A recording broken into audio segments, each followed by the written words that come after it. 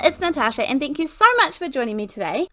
I have a really fun technique that I'm going to try out, and I am going to be using some adhesives with embossing powder. So I want to create just a really sort of organic looking one, and then I'm also going to create one using dyes.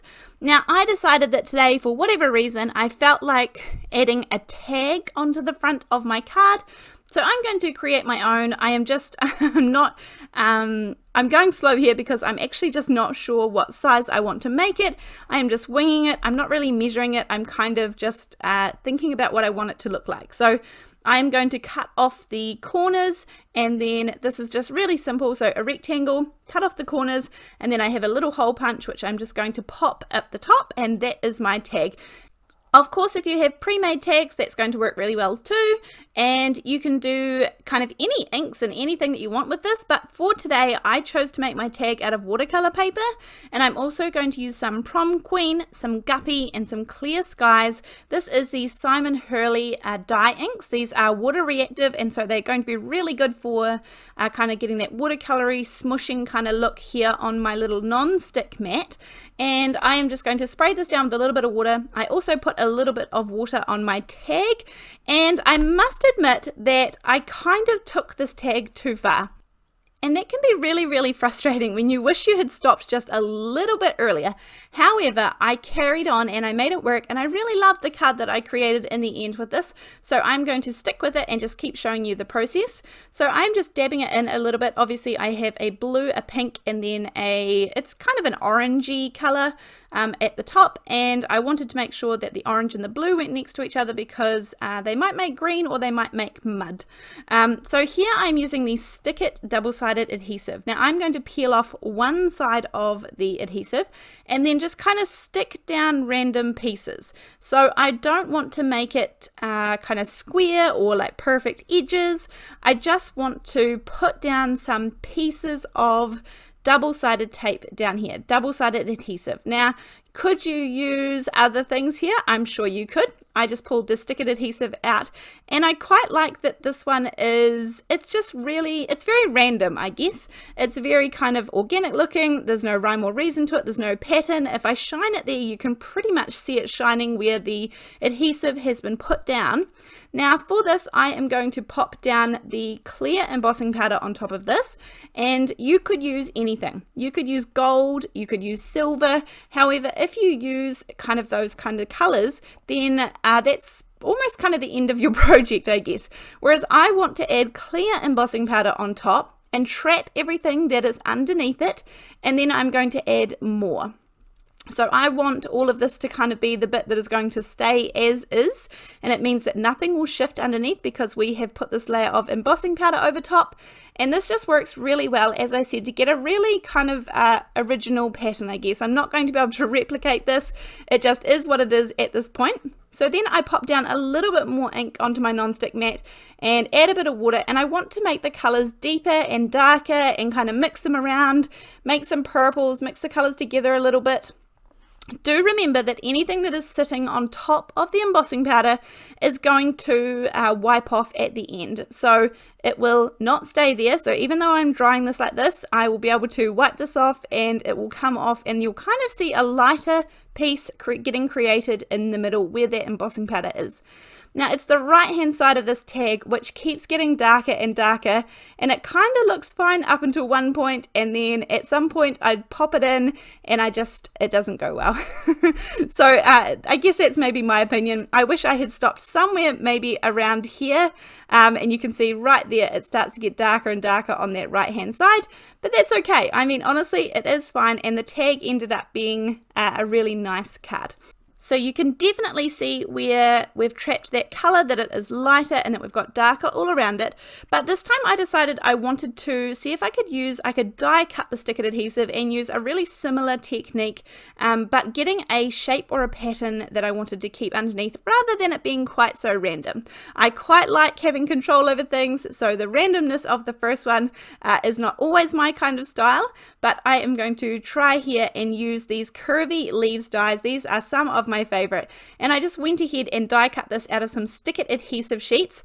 I keep the sheets that I die cut it out of because pretty much if I put that onto the back of a card base, it is going to stick it down really, really well, even though there is die cuts out of it. So don't throw that leftover away.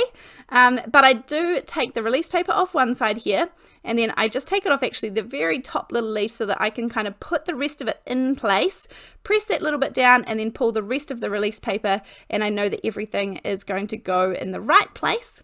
This is going to work with lots of different adhesives and lots of different brands. The Stick It one was kind of the first ones I put my hands on, and it worked really well, so I stuck with it. And I'm definitely not saying that there is not other ways to do this and to get a similar look, but I was really just having a good play with the technique. I like the idea of it.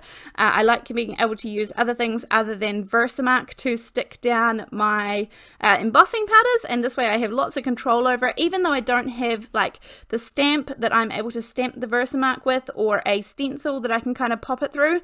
I really liked this idea that I'm able to get my dies and create the design and still emboss them. So I peel off all of the release paper now, so it's just the sticky side that is exposed. And again, I'm going to use the clear embossing powder for this one, just because I really like that look. You could definitely try it with others, but I am just trying to kind of trap that color that's underneath and then add more around the edges. So you can see where the pattern is once I have popped the embossing powder on. I'm going to melt it. It melts really well, just like any other embossing powder, like it was on Versamark or a sticky embossing ink. It doesn't do anything different. It doesn't bubble up. It doesn't do any of that. So I wet it down and added it back into the ink that I had down on my non-stick sheet, and I just kind of keep going until I build up the layers a little bit. And as I said, this is a little bit of uncontrollable, but if you wanted to, you could do ink blending on top of this. You could add watercolors. You can add anything that is going to not cover up that embossing powder, and so you can just wipe it off. Even though I'm drying it here, it's only drying the outsides. I will wipe off all the excess. Then I'm going to do a couple of my very, very favorite sentiments at the moment. This is the Word Fragment stamp set, and I pretty much seem to be using this in every video. I love this one. I have one sentiment that says "so proud of you," and I have another that says "happy birthday." I just use my long bladed scissors to cut these out. You could definitely use a trimmer or anything that is works well for you. The long bladed scissors work the best for me. Now I have this paper pad here. This is a really old one, and this is from Spotlight here in New Zealand. I don't think they sell this anymore, but don't quote me. It's a very easy pattern to replicate, and I'm sure there are lots of paper pads out here like this. I've gone for a simple black and white background, but I decided to do a little bit of tearing and kind of play around with this look here for the background. Now I originally cut this piece down to 4 1/4 by 5.5 inches, so I could kind of eye how I wanted it to go, and then essentially I tore off a couple of the corners and kind of just made it a really kind of original piece behind it, and that way it didn't distract too much because it's only kind of very light black lines. But I'm just going to glue that down onto my card base. My card base is of course 4 1/4 by 5.5 inches. Then I'm going to add a couple of little details because of course this one is super plain at the moment. I have some burlap ribbon that is there, and what I do is I just take a piece of the ribbon and I cut up one length of it, and that means that you can pull all of the individual strings away from it, and you kind of get burlap string, I guess. It means that I don't have to store two things in my craft space. It's really a 2-for-1 kind of thing. And I just took a couple of those strands and I have tied it into a cute little bow. Then I have glued down my tag on a little bit of an angle. I used the same Curvy leaves die to cut out that nice big one, and I just cut this out of plain white cardstock, and I'm going to add this on top because this is a very colorful background. And at this point I'm feeling okay. I don't feel like that bit at the right hand side of the tag is distracting me too much. I'm going to pop the sentiment across that says "so proud of you," and I did pop that one up on a little bit of foam tape, so there is not much dimension to this at all, but I really like how that one turned out.